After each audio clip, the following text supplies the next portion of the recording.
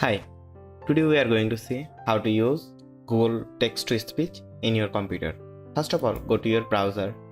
In the search bar, go to any document you want. I am going to Wikipedia.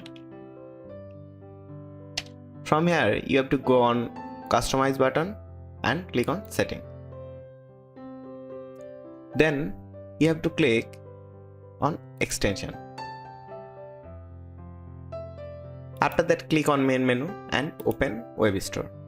Here you have to find Speakit. Then click on this and add to Chrome and add extension. Once it is done, cut this and go to Wikipedia or any document you want. I am using Wikipedia and click on this. After that, click on extension, then Speakit. I don't know if you are hearing or not, but the sound is coming through my headphone. There is another way. Select the text and click right button, then click on Speakit. Then you will see the sound.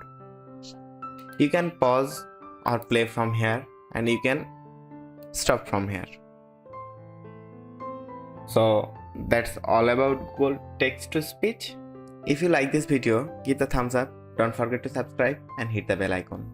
Thanks for watching the video.